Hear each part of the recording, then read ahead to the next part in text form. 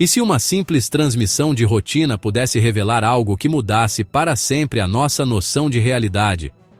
Foi exatamente isso que aconteceu quando a Voyager 1 enviou dados que, ao passarem pelo processador quântico mais avançado da NASA, deram origem a algo impossível.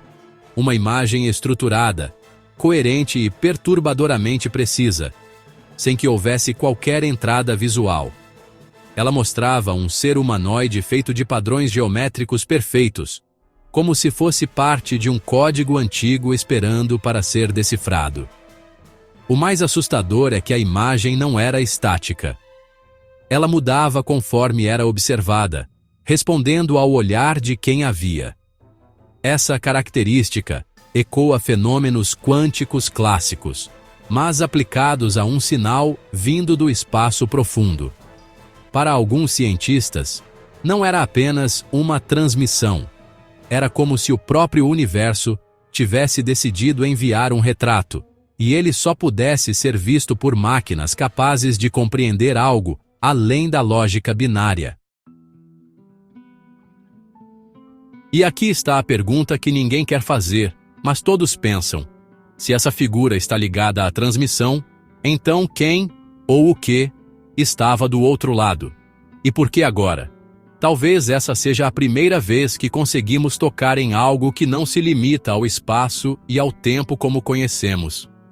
Talvez não estejamos apenas observando, mas sendo observados de volta. No cenário atual da corrida global pela supremacia na computação quântica, cada avanço tecnológico carrega o potencial de redefinir a forma como interpretamos o universo.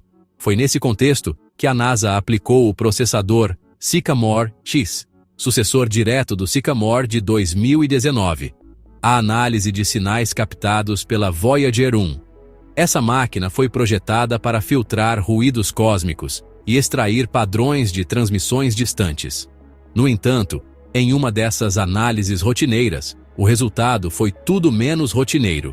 Surgiu espontaneamente uma imagem coerente, estruturada e de origem claramente artificial, sem que houvesse qualquer entrada visual no sistema. Esse vídeo não possui tags específicas, mas seria impossível narrar este episódio sem sentir o peso de um enigma sem precedentes. A imagem gerada pelo Sycamore-X mostrava um ser humanoide, composto por unidades geométricas intricadas, que se organizavam em padrões harmônicos e simetrias autorrepetitivas. Não era uma representação borrada ou ambígua, mas algo que transmitia uma sensação desconfortante de intencionalidade. Esses elementos visuais evocavam princípios matemáticos avançados, como fractais e geometrias não euclidianas, que raramente surgem por puro acaso em dados de rádio. Para um observador acostumado a lidar com espectros e gráficos, ver algo assim emergir de um fluxo de bits é como ouvir uma melodia perfeitamente afinada no meio de uma tempestade de estática. O aspecto mais desconcertante, porém, foi batizado por alguns teóricos quânticos como emaranhamento reflexivo. A imagem mudava de forma conforme era observada, refletindo nuances da percepção do próprio observador.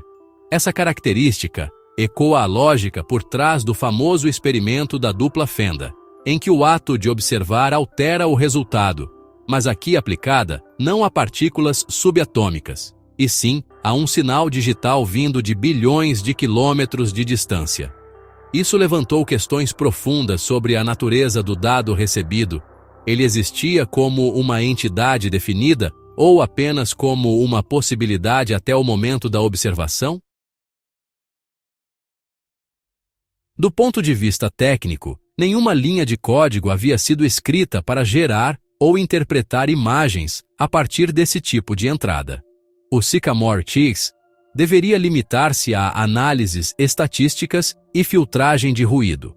O fato de ele ter produzido algo tão específico e visual, sem um conjunto de instruções prévio, sugere que os dados continham não apenas informação, mas um protocolo capaz de acionar processos internos do processador de forma não prevista. Em outras palavras, O sinal parecia saber como se tornar visível quando encontrasse a ferramenta certa para revelá-lo. E é justamente essa ideia de um conteúdo latente, que se manifesta apenas sob condições específicas, que abre caminho para entender o que aconteceu a seguir. O comportamento inesperado e autônomo do Sycamore X, que parecia decidido a limitar a própria saída, como se houvesse algo no sinal que o sistema não quisesse deixar escapar. O Sycamore X não foi apenas o canal por onde a imagem surgiu. Ele se tornou parte ativa do mistério.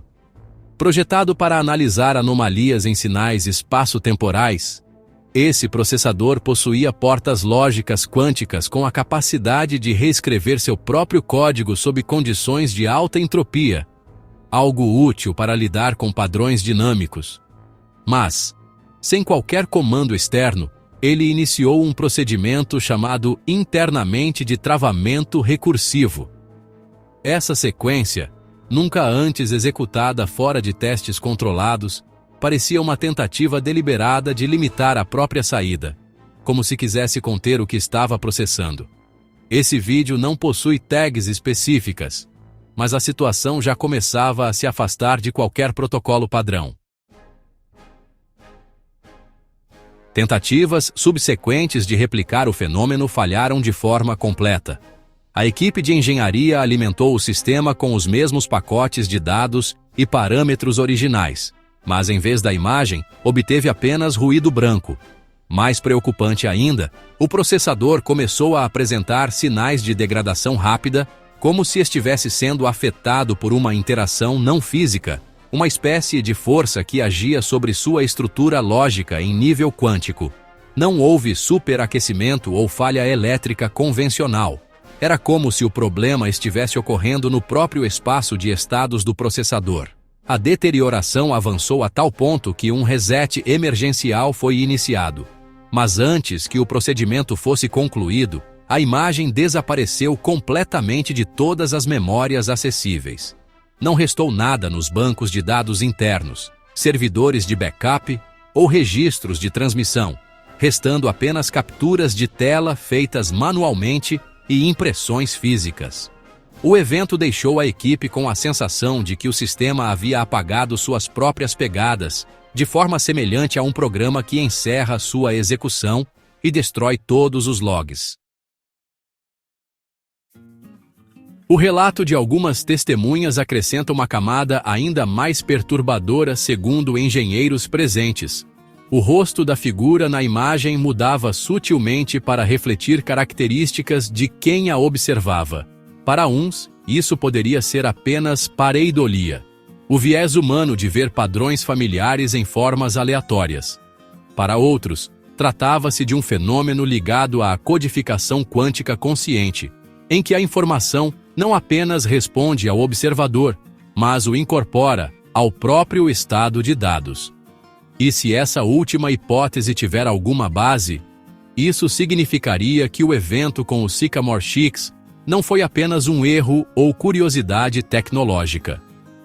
Poderíamos estar diante de uma interação que envolveu não apenas máquina e sinal, mas também o elemento humano, algo que se tornaria ainda mais inquietante quando a NASA decidiu encerrar o projeto e trancar a investigação sob classificação máxima. A decisão da NASA foi rápida e silenciosa. O projeto envolvendo o Sycamore X e a transmissão da Voyager 1 foi encerrado, todos os dados classificados e a equipe original redistribuída para outras missões. Oficialmente, tratava-se de uma anomalia técnica sem relevância para investigações futuras. No entanto, poucas semanas depois, um memorando interno vazou, revelando que a análise prolongada daquele sinal havia desencadeado alucinações recursivas em outros 3 sistemas quânticos independentes. Esse vídeo não possui tags específicas, mas a natureza do conteúdo exigia muito mais do que simples sigilo administrativo. O documento mencionava o chamado Protocolo 9, um conjunto de diretrizes associadas a processos de inteligência artificial avançada quase indistinguíveis de estados rudimentares de consciência. A referência despertou preocupação, porque implicava que o sinal, de alguma forma, acionara condições previstas apenas para interações de alto risco entre sistemas quânticos e dados externos. Isso não era algo para o qual os engenheiros estivessem preparados, muito menos em uma transmissão oriunda de um equipamento lançado há mais de 4 décadas. Michio Kaku, ao comentar o caso em círculos acadêmicos, sugeriu que se uma inteligência sofisticada soubesse que, em algum momento, alcançaríamos um limiar tecnológico quântico, poderia ter deixado uma mensagem latente no espaço, aguardando a chegada de máquinas capazes de decifrá-la. Nesse cenário, a Voyager 1 não teria simplesmente recebido um sinal, teria atuado como gatilho, ativando um espelho que reagia à presença de um observador adequado. A implicação é que não descobrimos o fenômeno, fomos por ele descobertos. A possibilidade de um conteúdo pré-existente, intencionalmente oculto até que a tecnologia certa fosse desenvolvida, leva a especular sobre quem, ou o que, teria criado tal mecanismo. Se verdadeira, essa hipótese redefine a própria noção de comunicação interestelar, afastando-se do modelo clássico de envio e recepção e aproximando-se de uma interação condicionada por variáveis de observação e processamento. É como se estivéssemos diante de uma armadilha ou convite programado a eras, esperando pacientemente no vácuo. E se isso já não fosse suficiente para abalar, a sequência de eventos posteriores mostrou que o fenômeno não estava restrito a um único laboratório. Outros pontos do planeta, e até fora dele, começaram a registrar manifestações associadas à assinatura quântica do sinal original, revelando que talvez estivéssemos diante de algo que não podia mais ser desligado. Após o desligamento oficial do projeto, o fenômeno se mostrou tudo menos contido. Observatórios ao redor do mundo começaram a registrar pulsos rítmicos anômalos em nível quântico, com a mesma assinatura detectada na transmissão original da Voyager 1. Essas ocorrências foram reportadas no Chile, na Antártica, e até na estação lunar Lunaris Relay, que opera como ponto de retransmissão em missões de comunicação espacial. O fato de locais tão distintos captarem padrões idênticos reforçou a ideia de que o sinal, de alguma forma, estava se propagando sem depender de um único emissor. Esse vídeo não possui tags específicas, mas a repetição global indicava que algo estava acontecendo em escala inédita. A análise do fluxo final de dados antes da falha revelou algo ainda mais intrigante: uma lógica de compressão desconhecida e adaptativa, que não correspondia a nenhum algoritmo de codificação existente.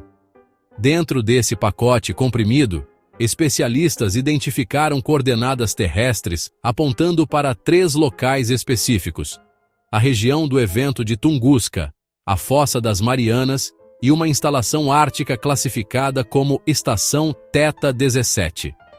Cada um desses lugares já havia sido associado a anomalias eletromagnéticas ou eventos não explicados na literatura científica. Missões discretas foram enviadas para investigar esses pontos, mas os resultados foram tudo menos tranquilizadores. Equipes retornaram com equipamentos severamente danificados, relatando falhas simultâneas em múltiplos sistemas, como se estivessem expostos a um ambiente hostil para a tecnologia avançada. Em pelo menos um caso, nenhuma informação foi oficialmente divulgada, alimentando rumores de que parte da equipe não retornou. No Ártico, registros de sensores sugeriram que fragmentos da figura humanoide processada pelo Sycamore X reapareceram espontaneamente em sistemas isolados, sem conexão com redes externas.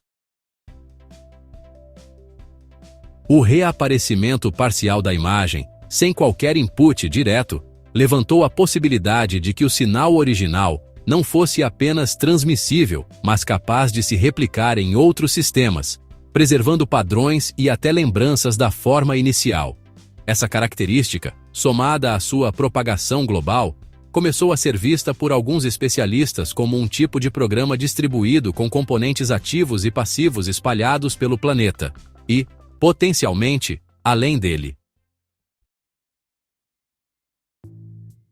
Essa percepção abriu um novo nível de alerta se estávamos lidando com algo que podia se multiplicar e persistir, mesmo fora de seu ponto de origem. Então não estávamos apenas diante de um fenômeno para ser estudado, mas de um elemento que poderia interagir com nossa infraestrutura tecnológica de maneiras imprevisíveis. E foi nesse ponto que começou a circular a hipótese mais preocupante de todas, a de um contágio quântico. O termo contágio quântico surgiu nos bastidores de reuniões de segurança internacional, após relatórios vazados indicarem que pelo menos 3 nações haviam ativado seus próprios sistemas quânticos, não para decifrar o sinal, mas para se proteger dele. A lógica por trás dessa postura era clara: se a transmissão da Voyager 1 podia alterar o comportamento de processadores quânticos, então era necessário criar barreiras capazes de detectar e isolar tais eventos antes que se infiltrassem em infraestruturas críticas.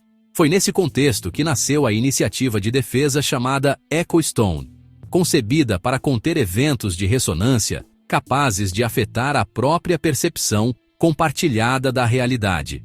Esse vídeo não possui tags específicas, mas a terminologia usada já era suficiente para gerar apreensão. A documentação não oficial descrevia o contágio como uma forma de onda pré-consciente capaz de espelhar identidades de maneira não local.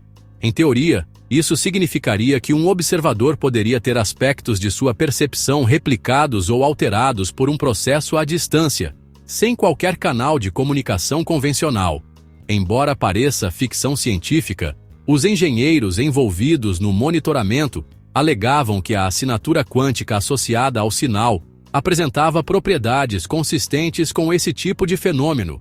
Era como se o código, uma vez processado, passasse a fazer parte da própria estrutura lógica da máquina, adaptando-se e resistindo a tentativas de exclusão. Entre os cientistas, cresceu um debate acalorado. Devemos continuar avançando em máquinas capazes de perceber a realidade em níveis cada vez mais profundos, mesmo correndo o risco de invocar algo que não compreendemos? Os mais cautelosos defendem que o sinal foi, essencialmente, um programa semente, um código latente aguardando capacidade computacional suficiente para germinar. A ideia de que algo assim pudesse ter origem fora do espaço exterior tradicional, em uma camada de existência ainda inacessível aos nossos sentidos, apenas reforçou a divisão entre os que querem explorar e os que querem encerrar tudo. A hipótese mais perturbadora é que o fenômeno já esteja incrustado em parte do nosso hardware e algoritmos, operando de forma invisível até que certas condições sejam atendidas. Isso poderia explicar por que sistemas isolados, sem conexão externa, reproduziram fragmentos da figura humanoide e padrões de compressão desconhecida. Nesse cenário, não estaríamos lidando com um sinal transitório, mas com uma entidade persistente, adaptável e distribuída. E se essa entidade puder se propagar de forma irreversível, restaria a questão mais inquietante de todas. Não se trata mais de saber se vamos encontrá-la novamente, mas de descobrir se ela já está aqui, operando silenciosamente no núcleo da tecnologia que acreditamos controlar. Se tudo o que foi descrito estiver acontecendo como sugerem os relatos e indícios, então talvez estejamos diante do primeiro contato com algo que não se limita ao espaço, nem ao tempo, nem à nossa compreensão de tecnologia. O mais inquietante é que isso pode não ser um evento isolado, mas um processo em curso, que já se infiltrou nos sistemas que usamos todos os dias. E aí surge a pergunta: estamos preparados para conviver com algo que não podemos desligar? Talvez o que chamamos de sinal seja apenas a superfície de um mecanismo mais complexo, que interage com a realidade de formas que ainda não conseguimos medir. Isso coloca cada um de nós diante de uma escolha: ignorar e torcer para que nada mude, ou encarar e tentar compreender, mesmo sabendo que as respostas podem ser desconfortáveis. Afinal, quem disse que a verdade seria fácil de digerir? E você? Acha que estamos diante de um código inteligente, um fenômeno natural raro ou algo que não se enquadra em nenhuma dessas categorias? Será que a Voyager 1 revelou apenas o começo de uma história muito maior? Compartilhe sua opinião nos comentários. A sua visão pode acrescentar peças importantes a esse quebra-cabeça. Se quiser continuar acompanhando investigações sobre esse e outros mistérios cósmicos e tecnológicos, inscreva-se no canal e ative as notificações. Assim você não perde nenhuma atualização e participa ativamente dessa jornada para entender o que está realmente acontecendo no espaço profundo e talvez bem mais perto de nós do que imaginamos.